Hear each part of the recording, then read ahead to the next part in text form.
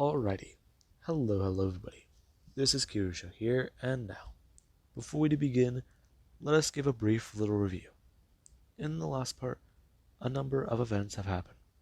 Now, we had Izuku. Izuku encountered 049, the Plague Doctor. And 049 broke containment because of a lack of subjects to test on. He has grown bored. He has grown to be left here to rot in a cell. In his mind, that is not a good thing. He was able to trick certain personnel and then reanimate them, breaking his own containment and killing 14 personnel and reanimating them in the process. Izuku encountered the Plague Doctor, and Dr. Bright treated this like a bit of a Pokemon battle. Izuku died to the death touch before reanimating, and not having any adverse effects. The Plague Doctor was quite surprised, and after Deku threw him around a bit, he calmed down. And he then helped re-establish containment while security personnel took out the remaining instances of Dash 2. Now, Deku, he was an interesting thing for the Plague Doctor to encounter. Somebody who is, quote-unquote, immune to the pestilence. Immune to his death touch. It was rather strange. They reanimated him without him reanimating them. The fact that that was possible means a lot in his mind. And the L5 Council, they had a lot going through their minds as well. Dr. Bright made an unregulated test, but a test, nonetheless, that shows everything that might apply to 682-1 might apply to him. Now, Deku was rewarded with food and cake. And right now, he has been in Foundation custody for a total of 9 months. In the last 4 months, the Foundation has continued standard protocol around Izuku, education and learning, along with that hopefully being able to instill in him a basic understanding of morality, and the fact that the Foundation, they do take certain necessities. They do evil things because the world needs good. It needs to understand that light and dark are a very strange thing. They die in the dark so the world can live in the light. They are the boogeyman. They are the ones who also lock up and secure things that are very dangerous and cannot be left alone. They are trying to make Izuku know this is the case. And right now, Deku does sit in his cell. He has already asked the question before. He is Dash 2. Who is Dash 1? And the Foundation, they are not sure how to answer that question. And right now, the O5 Council, they do sit there. They have done more tests on Izuku, on his biology, and it shows a lot. All the members of the O5 Council are currently conversing and going over it again. They are having an emergency meeting, and it is because of a new anomaly that may be present in Sweden. A strange thing. They have already deployed Foundation assets to encounter it and respond accordingly. And they've already had information taken down from the internet and changed. If they need to, they will make a fake story, a false one, and the entire thing will be written off as a hoax. So yeah, it does mean a bit. And currently the O5s, they are talking about it, as O5-3 does bring up that the aristocrats are still a high security problem. 32 88s. A single one of them can cause an X-Clay class dominant shit scenario. And he doesn't need to say how bad that might very well turn out to be. There also is the fact the adults are another problem. Task Force are spread a little thin monitoring them. And with the fact that they are still having trouble maintaining their own containment at certain sites, does mean a lot. They are dealing with a war on multiple fronts. And they have all been aware about the vote they have all been delaying. O5-1 has brought it up. and he did put the idea in their minds. He told them flat out how it was. They will vote yes or no to the proposal he does pose on SCP-682-2. And right now, he wants them all to vote on it. That is why this emergency meeting was called. This meeting of the Council. Not only to discuss the present anomaly at hand, but to discuss what to do with Isuku. They cannot leave an asset as valuable as that to rot in a cell. This is like finding a D-class who would have the immunity to 008. It'd be a 1 in a trillion, nay, 100 trillion chance. They can't just allow this. I mean, hell. If they need to, they can try and instill a lot more into him. Make him aware. Make him one of their tools to use. I mean, hell. At the end of the day, they need to take certain risks. If they don't, the world will not survive. SCP-2000 will need to be activated, and they will have to amnesticize the entire planet. And all of them are aware. They have had to do that once already. And the last time that it happened was not something they wish to repeat. Especially because many members of the council don't remember what happened. All they are aware of is they found the document and discovered the anomaly. And it does worry them. And there currently is 05-1, who does sit there, expressing to the members of the council, bring up his gloved hands and talking about it. The SCP in question very well will be an asset they need. So, while all of them are deliberating, he does want to at least bring up the notion.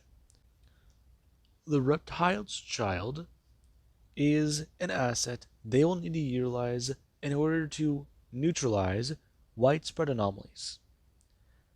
They have conducted an interview personally with the boy, and he has shown he likes combat. He does not show violent tendencies, and in fact it is quite the opposite.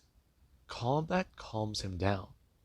He has a bloodlust, but it is not apparent. He either has control of it or is unaware of its nature, because it is a part of his basic nature. It is not something that he does recognize. Emotions in this SCP seem to be very skewed, and they would need to conduct proper psychoanalysis to confirm more. The notions going forward. He would like to appoint SCP-682-2 over to a SCP Task Force, and he would like to do that with Task Force Alpha 9. And the members of the council do just don't look on, because that is a wow. Okay, that is a dangerous idea. And currently there actually is Desk 3, who would go to Express. Perhaps this is a topic they all need to discuss at the moment. If they are going to assign him to a task force, however, they recommend a different one. A task force of personnel who are more highly trained and able to take him on. He would like to bring this up. Since they are talking about a task force, what about Task Force Omega 12? And the members of the council are a bit more concerned. Alpha 9 and Omega 12. The difference in those two task forces are immense. One task force trains anomalies. The other task force is made of anomalies. And yeah, it would be a heavy, heavy task force. A task force made of reality benders and an unkillable, unstoppable, loyal agent. It's not a bad idea. And some of them do show many concerns. If they had an agent attempt to wipe Isuku from reality, what would happen? It's a genuine question. I mean, they can put it to a vote. Try and wipe him from reality and see what he does, or put him on one of the task force. I mean, hell, maybe even Tau 5 would be good. It's another good one. And there currently is 05-10. Who would go to bring it up? How about Pandora's box? And many members of the council would return, looking over at him. I'm going to continue. Pandora's box was an initiative and a task force they all created. And this would give them a good opportunity to use Abel to his fullest extent. If the boy's anomalous nature is to fight, then Abel will be an asset that they can gain under control. However, he is already aware of how strange and, well, bad of an idea this is. Abel would want nothing more than constant combat. However, if they are willing to bring this forward, give Abel at least one round of combat for every life, or give him 10 missions for one fight. It would make Abel a very potent force. However, there would be many present dangers. Abel would try to do nothing more than get the task done, to fight. Hell, he would be willing to just do this against the reptile. Though, enough. Dash 1, go to turn. Telling all of them, go to stand. They are going to vote on this anomaly. There will be no more deliberation and no more time for them all to waste talking about this. He is putting the notion forwards. Deputize the anomaly, or let it sit in the cell until it secures another Foundation site. What will it be? And currently every member of the council does begin to look around. But we do actually cut to Isuku, sitting in his cell and staring at a plate. Him looking at it as he does good turn. Him looking over at Dr. Bright as Dr. Bright would turn his head. Him looking around the cafeteria. And people are still staring at the anomaly, as Deku would bring his hand up and smash it down onto his fork. Currently him looking up and bringing his head up. Him throwing out his tongue and catching the meatball. Right now it flying into his mouth as Dr. Bright will go to look up. Him looking back down and looking at his own fork. Telling Isuku, pretty good, pretty good. Though, how about this? Him smashing his own fork. And creating the meatball going flying straight over his shoulder and flying into some personnel. Now, Dr. Bright, he will turn to Isuku, looking over his shoulder, and then turning his head, beginning to casually whistle. As right now, Deku does sit there. It's been a bit more interesting. He has been able to gather his thoughts. However, talking is still problematic. He likes being where he is, but he feels uncomfortable. World is larger. Room is big. There's a lot of noise. But he's beginning to get a lot more used to it. They've exposed him to loud noises in an attempt to calm his nerves more. However, they have also said that they've made notes that he is likely willing to fight. He is strange and a concern to many. However, whenever given the option, it was a good idea. And currently somebody does come walking over, going to sit down, expressing, right, okay, listen, he is the leader of Alpha 9. And as far as they're aware, this is the SCP in question, correct? Hey, long time no see. Dr. Bright. What you doing? Dr. Bright, this does not concern you. You may leave now. Actually, not gonna happen. I'm here to oversee Isuku. Monitor anything and look at his behavior. And in fact, I'm here in case any of you die. Or, well, if he accidentally acts up I'm going to turn to Izuku, bringing his hand and flicking him on the nose. Before he would turn and smash down his fork again, Reno and Meatball flying directly into his mouth. Him bring his hand up and falling backwards out of his seat, as he was being a choke. Now, Deku would turn, him looking down and staring at Dr. Bright's plate, before going to steal a meatball himself. And the person would also turn staring at that. And Deku would turn himself, bringing his hand up while still chewing. And the person, they do see that Izuku is acting a little childish. Hopefully Dr. Bright did not rub off too much on the anomaly. And currently, they do express. Right. Well, they have been given sufficient enough clearance to take him outside and let him test a few of his abilities out. They want to see what he's doing in the field. And they do want him to be aware. A perimeter has been set up out in the wilderness. Izuku will need to wear something in order to comply. Is he willing to comply? Yes. What exactly is test? Right. You know the tests the doctors do with you? Medical exams. Sure. Okay. Listen. You're going to need to report in. They'll examine you and inject you with something. It won't be harmful, but it will allow us to help monitor you more, monitor you better. Afterwards, you're coming with us, and we're going to test you out in the field. We'll play a game. As far as I'm aware, the Foundation likes to reward you with food. So, if you cooperate... I'm going to turn, asking if anybody knows anything that might interest the kid. Because as far as he's aware, he's thinking of a lot of foods. But some of them... I'm going to turn, asking the kid if he's picky. And Deku turns to his plate of food. Currently, him picking his fork and wolfing down his food.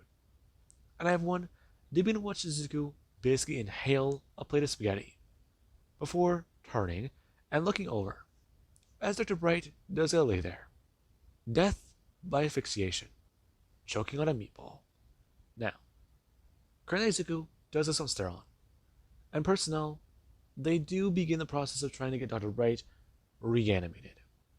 Now, currently Isuku, he is taken to the doctors, and they do to inject him with a tracking device in the area around the base of his neck. Now, this does mean a lot. And Deku, whenever he actually is taken outside the facility for the first time, it's a bit strange. Currently Deku walking outside and looking around. Him bringing his hand up and staring into the sky. And that light, it's bright. It's blinding. And it's strange. Currently him bringing his hand up and trying to swipe at it with his hand. As he does going to bring his hand up over his eyes. And the person we're going to express, walking past Izuku, that would be the sun. It's bright. Though if this is his first time ever seeing it, let him know. He'll tell him something interesting about it. Sun.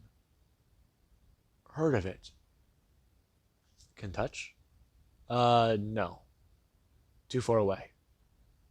But bright. Yeah. Very bright. Hurts to look at. Okay. Listen. You can't touch it, it's millions of miles away. Far? Very far. Listen. If you could touch it, I'd tell you. Hell, if you could shoot it, I'd tell you. Sometimes it pisses me off. Especially after work at Hangover. Anyways, my turn. Leading over to a transport. Telling Izuku about what to do. And our man's camera would begin to record. Right now the surveillance footage showing Izuku complying and getting into the transport. And Dr. Bright does not sit there. Right now him as a woman of Asian descent with long black hair that Dr. Bright has cut. Right now him going to express a few things, turning back to the other members of the team about how they're field testing him. And he is a bit worried. The boy has shown many things, many traits, and if they are trying to test his adaptation capabilities, this may not be the best way of doing so. As far as he's aware, Izuku's powers are not limited to anything. Hell, the kid murdered him with his teeth the first time, ripped out his throat effortlessly, and the second time, he sort of ripped off his arm. And that was an accident. The kid clearly does not know how well to limit strength sometimes. He's gotten better, but only because they've had to make him. They're essentially letting a wild animal play a game. I mean, hell. What's the best analogy for this? Shit. He knows he has one. Uh, hmm. No, that would be funny, but he'd have to find a butcher shop for that one. Okay. So, no, wait. That one doesn't work either. Okay, he needs time for a good funny one. Dr. Bright? Right. The woman can currently turn back, with the amulet on her neck, expressing, like he was saying, if this is gonna go down, then he's expecting somebody to die. And people, they do get to watch on, as right now the security team would pull into a clearing, and the area for the next 100 miles around them should be isolated and contained. It's under Foundation control. It is essentially wild wilderness, and that gives them a lot to work with. And Izuku is told. Currently him stepping out of the transport, as Deku would feel the ground underneath his feet. And the moment he has someone put one foot down on the ground, he doesn't pull back. Him looking down and going to start lean over. The person staring on as Izuku interacts with grass for the first time. Now, Deku, he does get a step out. Right now him, taking a step forwards and still looking down at the ground. I find that sensation to be rather strange. And person I'm going to watch on, as Isuku would immediately go to fall forwards, and begin to at least try and make the best equivalent to a snow angel he can in the dirt. Now, people do go to watch on, and Izuku, he has a somewhat flop over. The person bring their head up and whistling. Deku jumping up as his ears do to perk out. Currently them pointing towards the person as the man is being to express. Okay. Currently bringing up his firearm. Him pulling the slide back and pointing the gun at Izuku. Talking about it. They're all going to play a game. The kid has a adaptation, correct? He can't die. So a bullet won't hurt him, right? No. Then pulling the trigger. And currently the bullet would fly into Izuku's head, smashing into it. And Deku falling backwards. Currently, him laying there for a second and bringing his hand up. Him going to sit back up and pull the bullet straight out of his skull. Right out of the area covered in armor plating, as the man would going to see that. Izuku bringing it up and flicking the bullet towards a tree. Another tree having a bullet fly straight towards it and slice into it. Everyone going to watch on as that branch falls over. And Deku does turn back, as personnel do stare on. And the man would express, okay, they're going to play a bit of a game. Izuku is going to need to try and evade capture for some time. They want to see how he does interact in the natural environment. And they want to know. They want him to know. There are certain abilities he cannot use. The task force and team are going to work together, evaluate him, and see where he's at. Their job is to train Izuku up and see what they can do to fix gaps in his knowledge.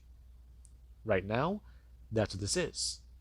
So, Izuku has 5 minutes to run. Afterwards, immediately Izuku gonna run.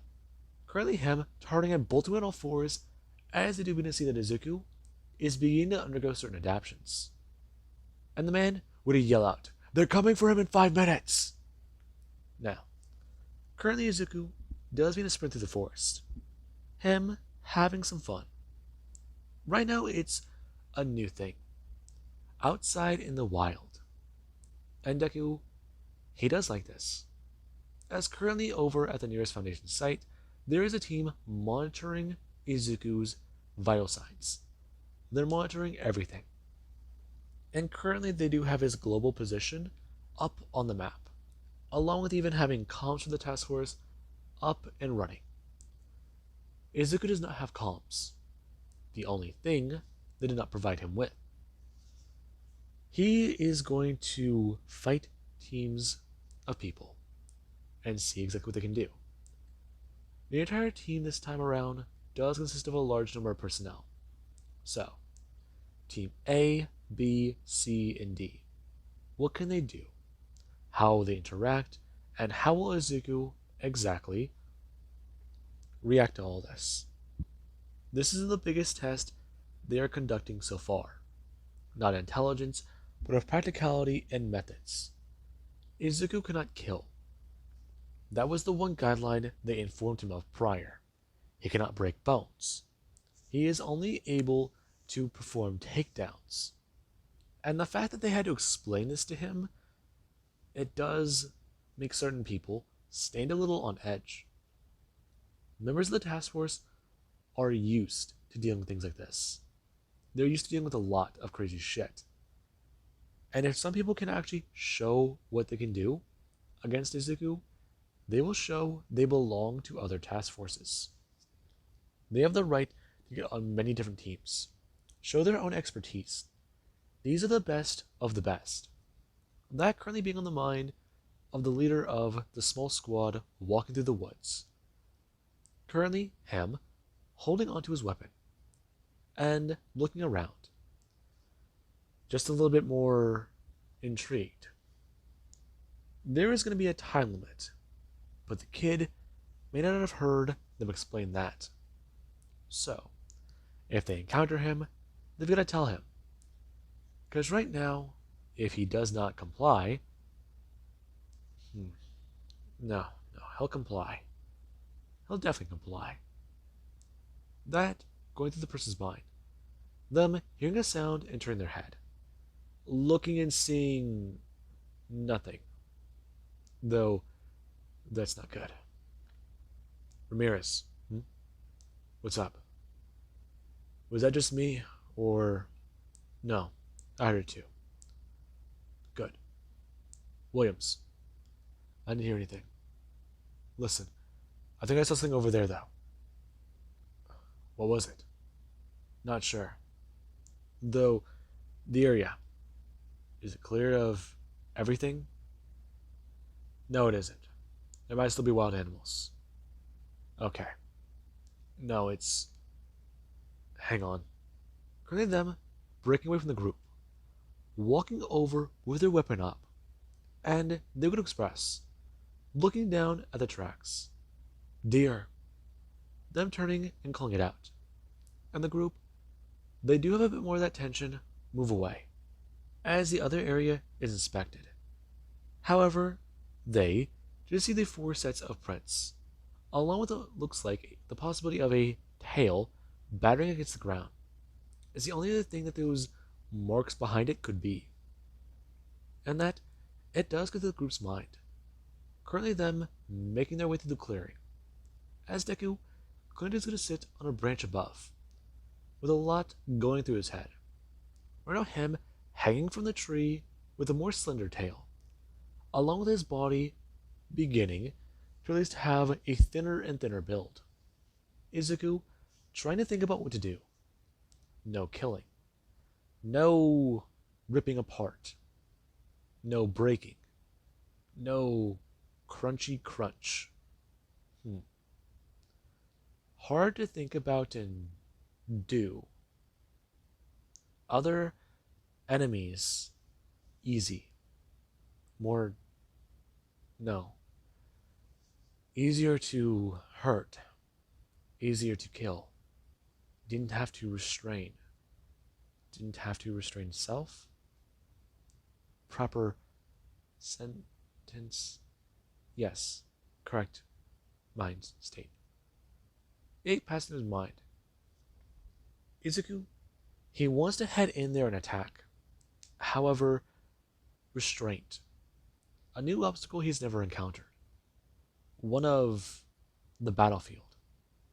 And Deku, he does could actually have his body swing around as he could bring his hand up.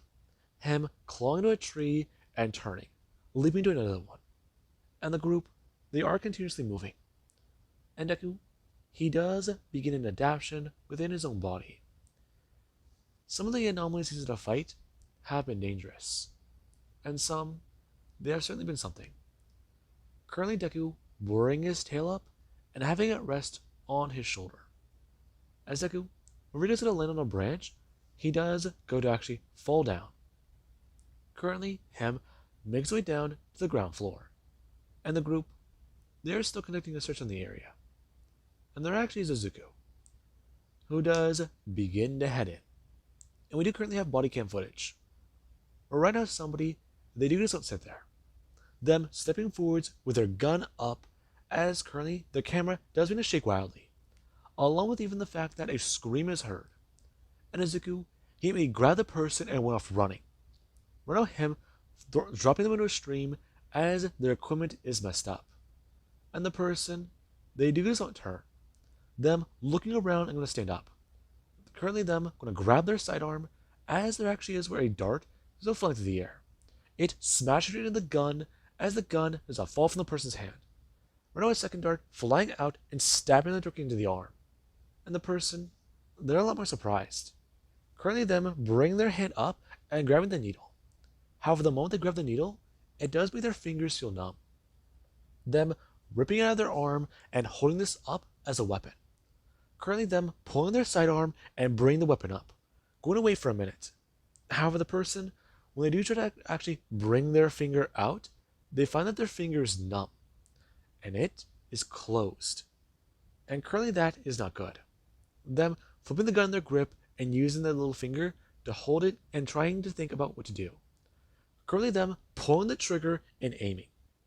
Now, Izuku, he does just not sit there out of sight. And right now the person, they do even have their body relax as they just fall backwards and into the water.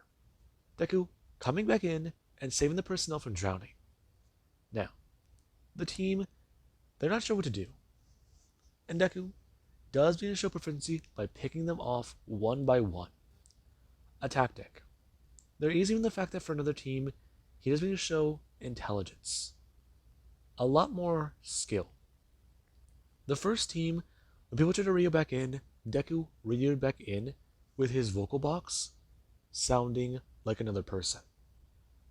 And he reeled back in almost exact pitch and harmony about how everything's fine. However, they believe they have a lead on the anomaly. They're requesting backup now. One of their men are injured, down, and they need to at least have immediate extraction to transport. Life signs, good. Injuries, non-lethal. However, need rest and medical care. And the group, they did begin to make their way there. It did make some of them uneasy. And currently there actually was where they arrived. It was about 10 minutes later, and Izuku, the moment everyone came to this clearing, he sprung his trap. One of the men were laying there, and they had a lot going on. However, the moment they were flipped over, Deku sent spikes flying out. Currently, some of them being hit in the back, and others immediately going to turn. Their vest caught the spikes, and they did begin to fire. Currently, one man going to actually fire directly out, and Deku rushing forwards. Currently, him firing at Izuku as Deku is hit in the shoulders. Currently, him bringing his hands up and grabbing the weapon. Him throwing it up into the air as the second man does begin to fire at Isuku. Deku turning his head and actually having his tail elongate and fly out towards them. Currently Deku hitting them directly in the gut as currently his tail will come flying back around. Deku actually pushing the man backwards and knocking him in the side. him flying up to the ground as Deku would a turn, seeing the other two Foundation personnel bring up some of their own weapons. And one man is currently firing his gun at Isuku. And Deku, he doesn't sit there, as there actually is another group of personnel who were nearby and heard what was happening. And Deku, he began to move, currently some blood pouring down one of Izuku's arms. And Deku, he does try to make it quite clear about what's happening. Him running off into the wilderness as another team will go to arrive, seeing what happened to the first two. And it does have some of them worried. It makes some of them concerned. Newbies are being taken down.